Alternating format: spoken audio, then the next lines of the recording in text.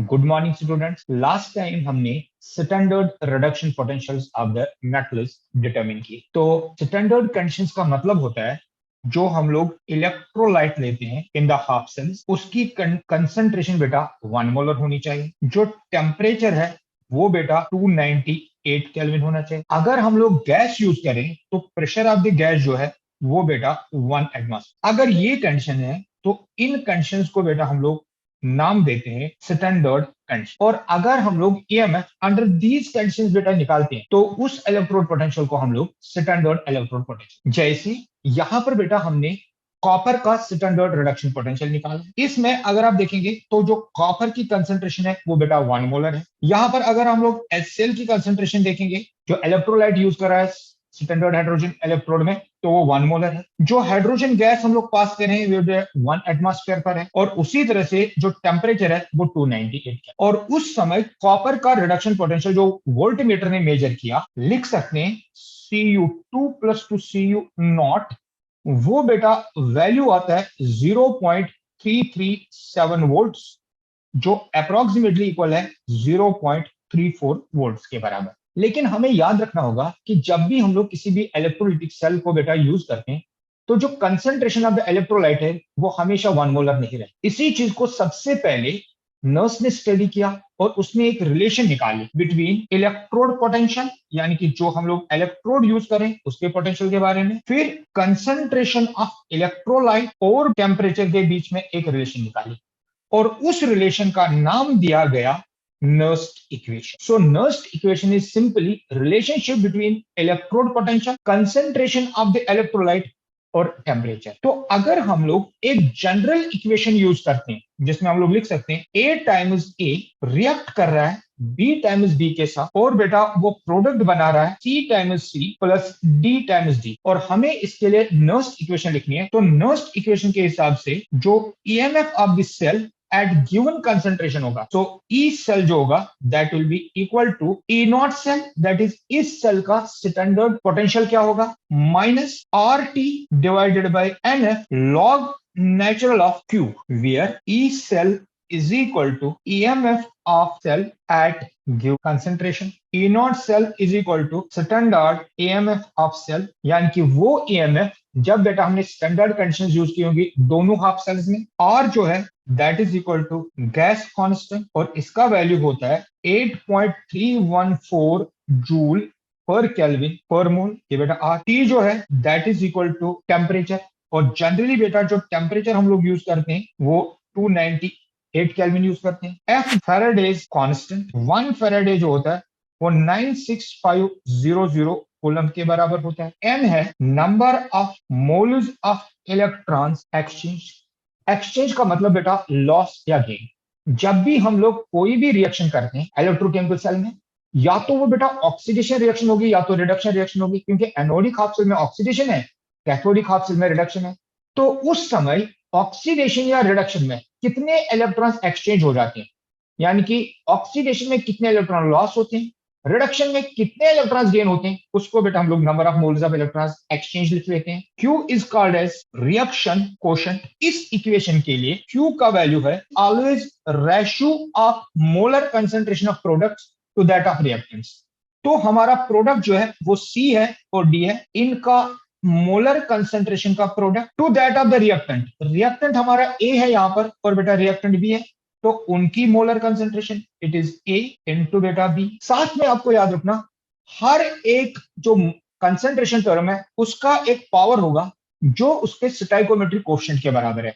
तो reactant A का stoichiometric coefficient A है, B का बेटा B है, रिएक्टेंट C का C और रिएक्टेंट D का D, इसलिए C के ऊपर स्मॉल c, D के ऊपर स्मॉल d, यहां पर बेटा स्मॉल a आएगा और यहां पर बेटा स्मॉल b आएगा। तो Q का वैल्यू हम लोग यहां से डिजिग्नेट कर सकते हैं। एक और चीज आपको यहां पर याद रखना होगा कि जहां पर भी आप रिएक्शन कोएफिशिएंट लिखते हैं, तो अगर हमारे पास प्योर स्टेट होगी, जैसे प्योर सॉलिड है या प्योर गैस है, तो उसकी मोलर कंसंट्रेशन बेटा हमेशा 1 ली जाती है, और in case of liquids concentration use की जाती है, और अगर गैस है तो उसके लिए बेटा हम लोग प्रेशर यूज करते हैं। तो यहां पर इस इक्वेशन में अगर हम लोग लॉग नेचुरल को बेसिक लॉग में कन्वर्ट करें तो बेटा हम लोग लिख सकते हैं changing to basic log. Basic log का मतलब होता है log 10। तो दोनों के बीच में क्या रिलेशन है वो बेटा हम लोग यहां लिखेंगे, log natural of x is equal to 2.303 log of x, और यहां पर बेटा इसमें 10 आएगा।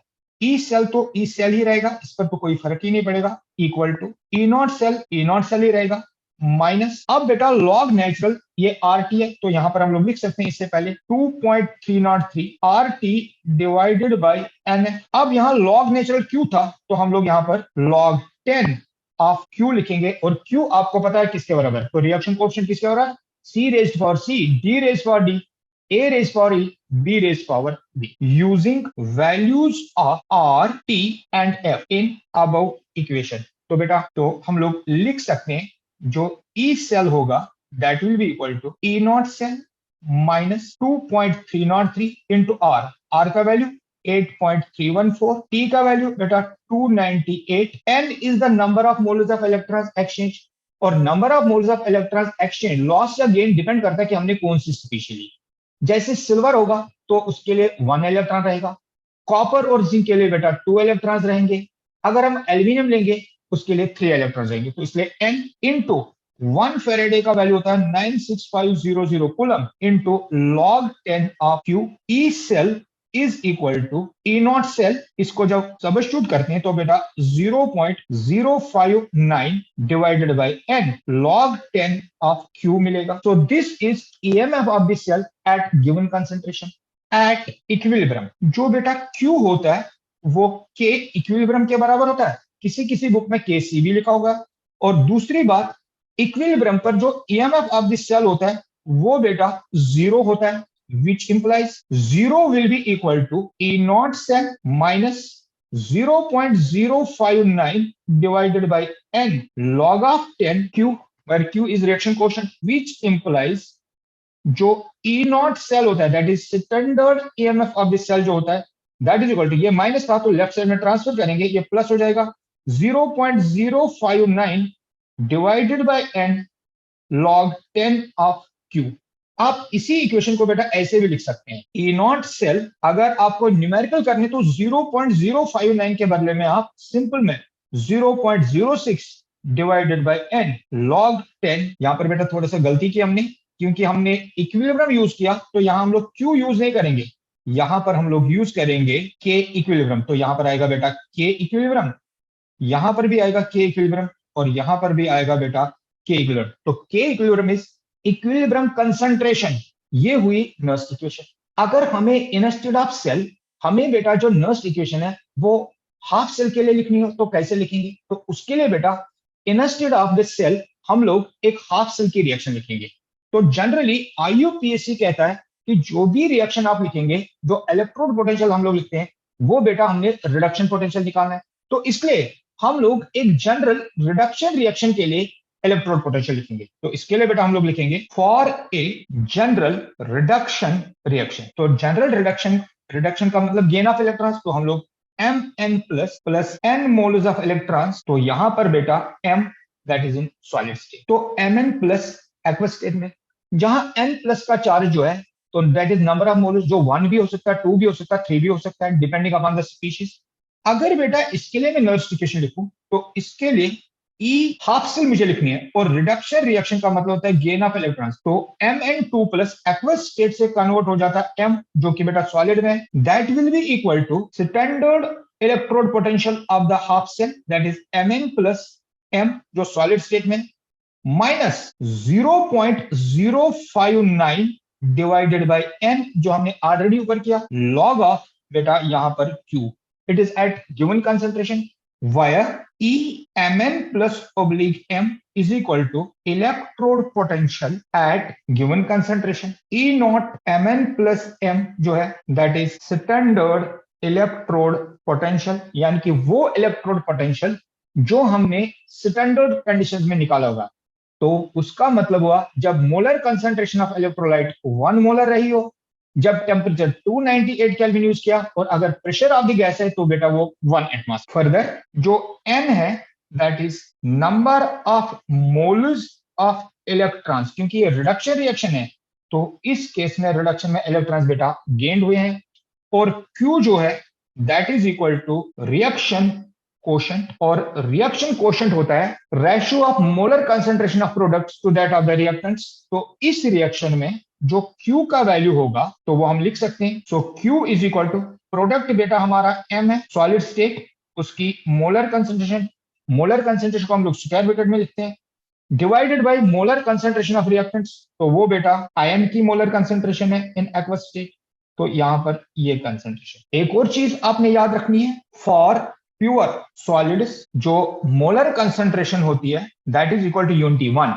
तो इसका मतलब हुआ molar concentration of a solid substance that is ms is equal to 1, which implies q is equal to 1 divided by mn plus aqueous। अब बेटा इस q का वैल्यू हम लोग इस इक्वेशन, जिसको हम लोग इक्वेशन 1 है, इसमें सब्स्टिट्यूट करेंगे, तो ये वाला टर्म सेम रहेगा, ये भी सेम, ये भी सेम। अगर चेंज होगा तो वो बेटा सिर्फ q, तो हम लोग लिख सकते हैं which further implies जो E रिडक्शन पोटेंशियल है that will be equal to E naught mn positive m minus 0.059 divided by n log of q।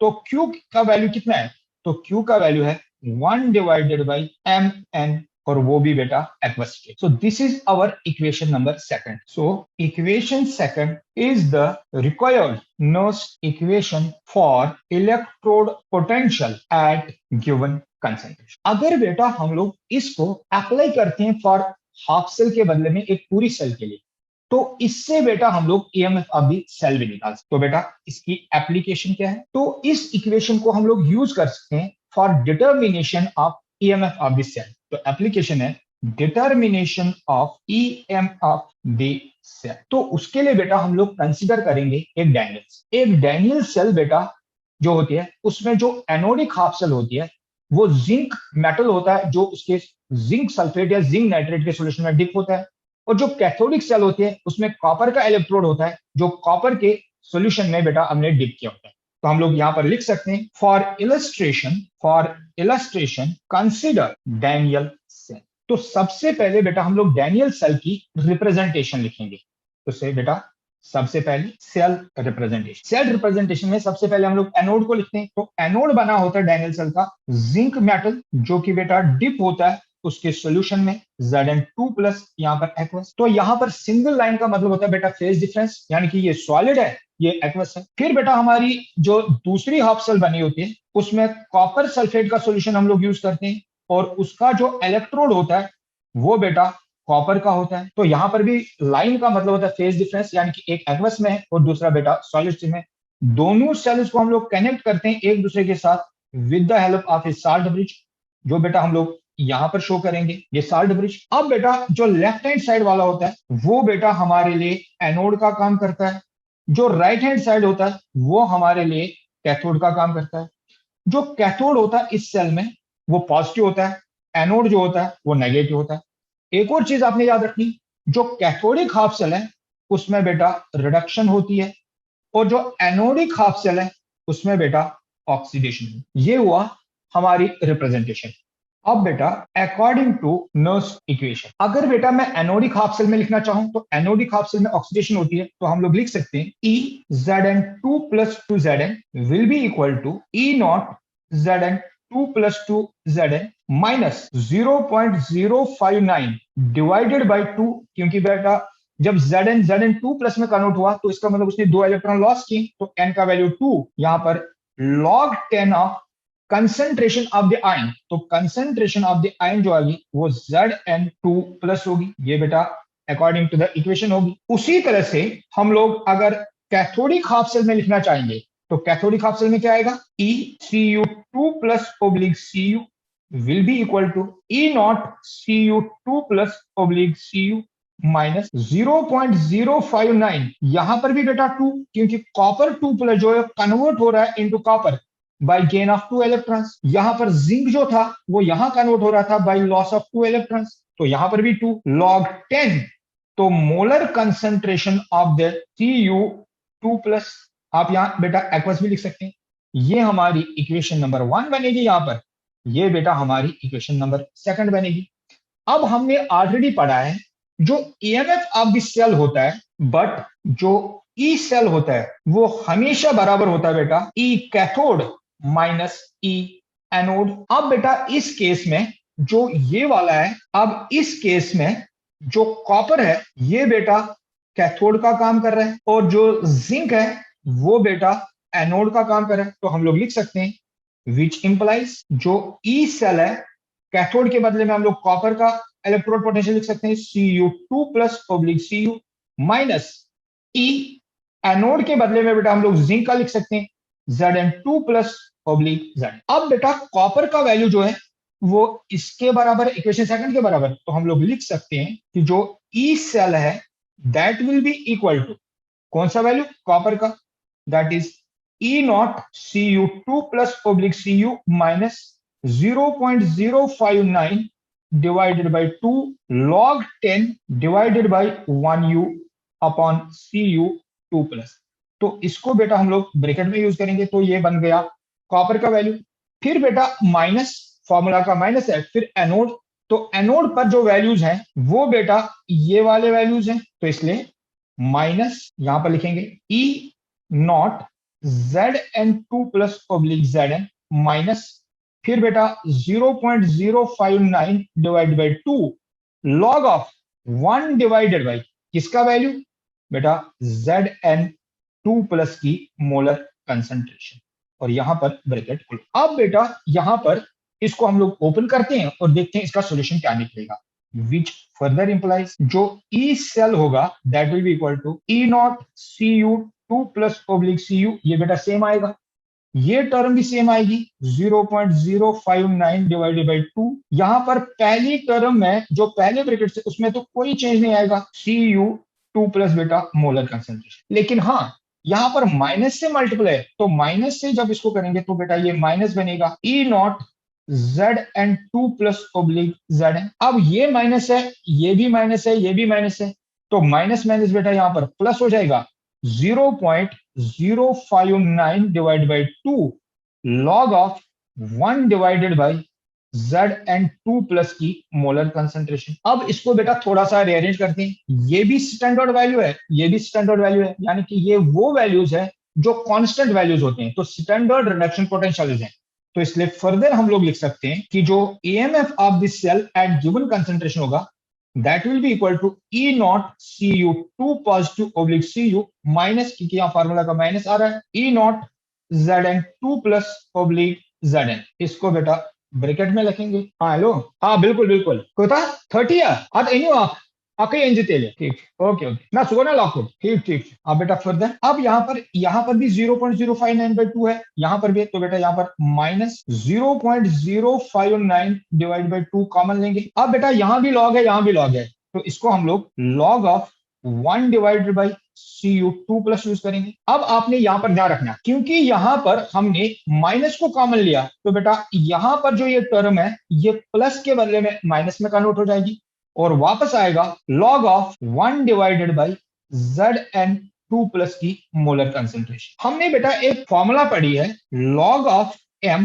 Minus log of n is equal to log of m by n। हम लोग मान के चलते हैं जो ये पूरी टर्म है ये बेटा m है, ये पूरी टर्म जो है ये n है, तो log of m minus log of n जो है वो बेटा हम लोग लिख सकते हैं m बाई n। तो इस इक्वेशन को हम लोग फर्दर यहां लिख सकते हैं, so which implies E cell will be equal to किसके बराबर E naught Cu2 plus oblique Cu minus E naught Zn2 plus oblique Zn। ये फॉर्मूला का ऐसे रहेगा माइनस 0.059 डिवाइड बाई 2। अब बेटा यहां पर फॉर्मूला आएगी लॉग, दो जगह के बदले में एक ही जगह हमें लॉग लिखना होगा, और m का वैल्यू बनेगा 1 by Cu2 plus whole divided by 1 upon Zn2 plus. तो बेटा इसको हम लोग रिवर्स में लिख सकते हैं Zn2 प्लस डिवाइड बाई 1। यहां पर भी मोलर कंसेंट्रेशन, यहां पर भी बेटा मोलर कंसेंट्रेशन, ये बेटा इक्वेशन विच फर्दर इंप्लाइज जो ई सेल बनेगी वो बेटा बनेगी E cathode minus E anode, तो उसको बेटा आप लिख सकते हैं E naught cell minus 0.059 divided by 2, क्योंकि कॉपर के केस में 2 आता है, लॉग ऑफ Zn2 प्लस की molar concentration divided by Cu2 plus की बेटा molar concentration.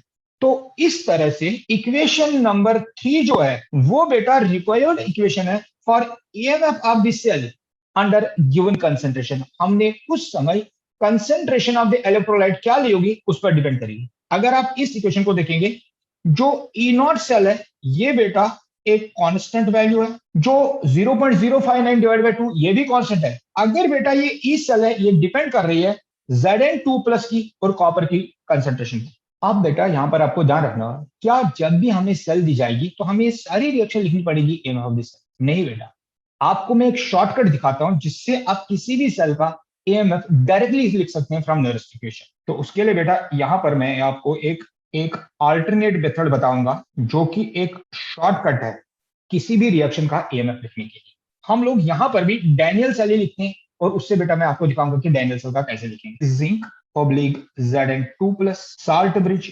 Cu2 plus oblique Cu। आपने याद रखना ये सॉलिड है, ये भी बेटा। जो आपका लेफ्ट हैंड साइड है ये एनोड का काम करेगा, जो राइट हैंड साइड है वो बेटा कैथोड का काम। अब यहां पर अब आपने याद रखना किसी भी सेल का ईएमएफ जो होता है वो बराबर होता है E cell is equal to E naught cell minus 0.059 divided by 2 तो लॉग ऑफ क्यू।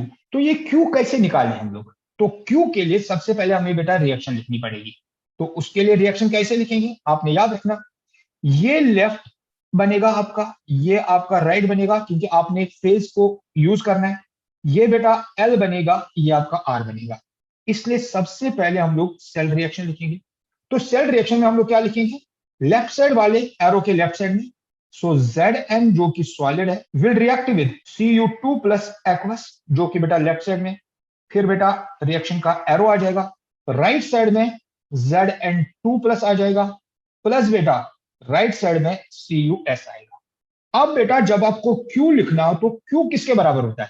Q बराबर होता है मोलर कंसेंट्रेशन ऑफ प्रोडक्ट्स, तो दैट इज Zn2 प्लस की मोलर कंसेंट्रेशन इनटू CuS की बेटा molar concentration that is products divided by the reactants. तो reactant हमारा क्या है, रिएक्टेंट ZnS है उसकी मोलर कंसेंट्रेशन डिवाइडेड बाय जो कॉपर है उसकी बेटा मोलर कंसेंट्रेशन एक्वस स्टेट में। आपको ये चीज भी याद रखनी होगी कि इस सेल में जो मोलर कंसेंट्रेशन ऑफ सॉलिड्स होती है वो यूनिटी होती है। तो यहां पर आपने याद रखनी है मोलर कंसेंट्रेशन ऑफ सॉलिड जो होती है वो बेटा यूनिटी होती है, दैट इज 1 के बराबर होते हैं।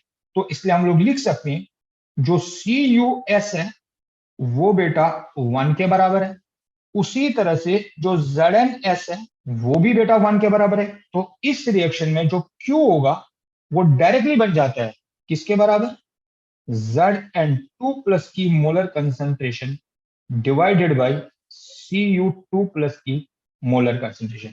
तो इसलिए बेटा इस इक्वेशन को आप लिख सकते हैं, Q का वैल्यू ये आएगा, सो विच इंप्लाइज जो ई सेल होगा that will be always equal to E naught cell minus 0.059 divided by N or log of Zn2 plus divided by Cu2 plus। तो यहां से हम लोग देख सकते हैं कि बेटा अगर हमें एक सेल डिवाइड करनी आ गई, यानी कि उसका एनोड वाला पोर्शन कौन सा या कैथोड वाला पोर्शन कौन सा है या वो दिया गया है, हमने सिर्फ एक सेल रिएक्शन लिखनी है और उस सेल रिएक्शन से बेटा हम लोग उसका ई सेल बेटा निकाल सकते हैं। अब बेटा इसके बेसिस पर हम लोग एक न्यूमेरिकल करते हैं। तो न्यूमेरिकल है by using Nernst equation calculate the EMF of the following. इस सेल में अगर आप यहां देखेंगे तो इस सेल में मैग्नीशियम जो है इलेक्ट्रोड यूज किया गया, उसके सॉल्यूशन में डिप किया गया और जो सॉल्यूशन है उसकी कंसेंट्रेशन है 0.001 मोलर। जो दूसरी सेल है उसमें कॉपर का इलेक्ट्रोड यूज किया गया है, जो कॉपर के सॉल्यूशन में डिप किया गया है, जिसकी कंसेंट्रेशन बेटा 0.0001 मोलर यूज की गई है। अब बेटा जो लेफ्ट हैंड साइड है वो यूजुअली हमारे लिए एनोड का काम करता है और राइट साइड वाला हमारा कैथोड का।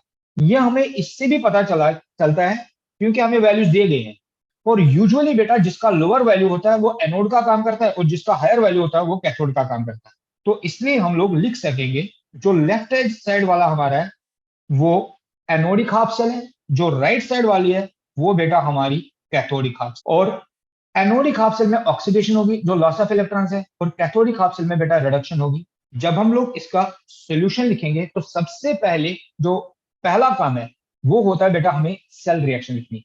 तो सेल रिएक्शन के लिए मैंने आपको समझाया था, लेफ्ट साइड में जो आपका फेज डिफरेंस है उसके लेफ्ट साइड में एल, राइट साइड में आर लिखना है।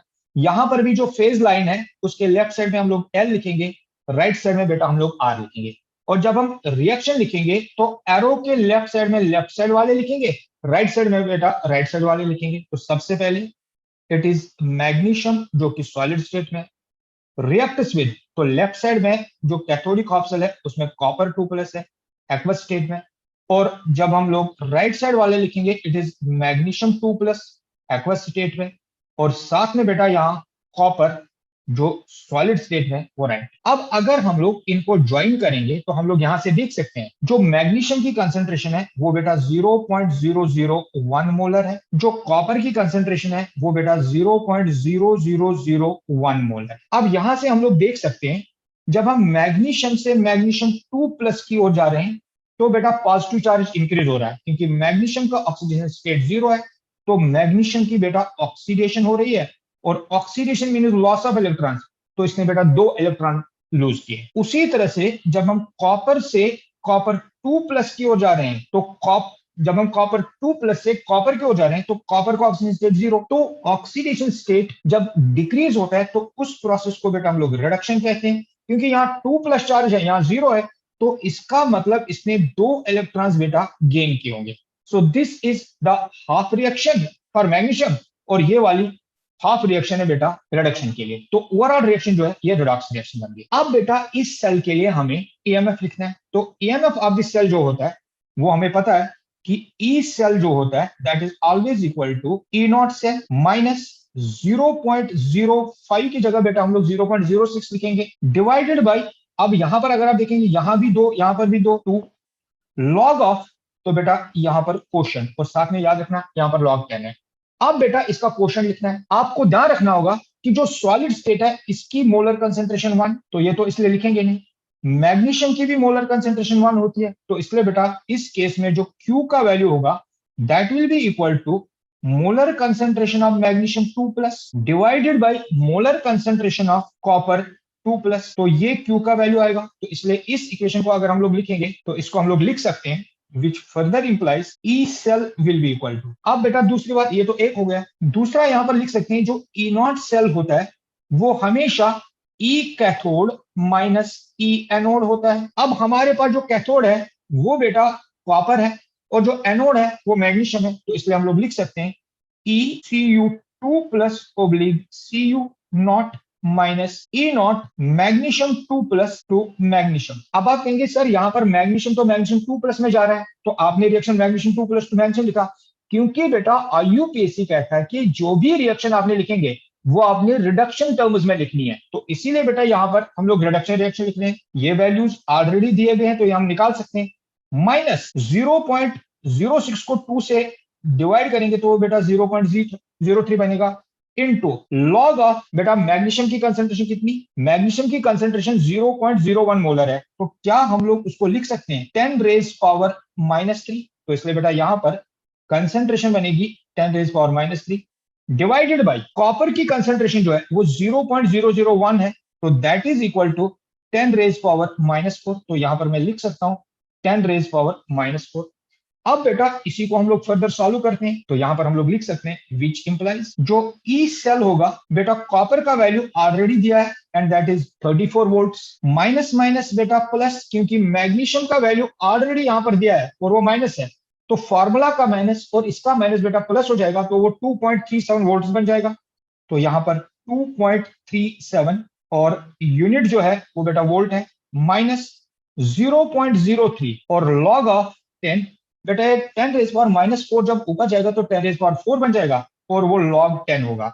और आपने याद रखना जो log base to the log 10 होता है वो बेटा 1 के बराबर होता है, तो ये पूरी टर्म 1 हो जाएगी।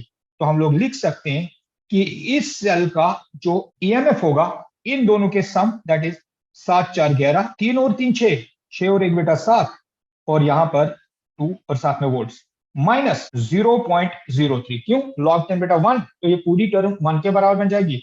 सो विच इंप्लाइज ई सेल जो होगा वो बराबर होगा, अब जब इसमें माइनस करेंगे तो 11 में से 3 तो बेटा वो 8 हो जाएगा, यहां 6 रह जाएगा तो +2, तो इस सेल की वोल्टेज जो होगी वो 2.68 वोल्ट।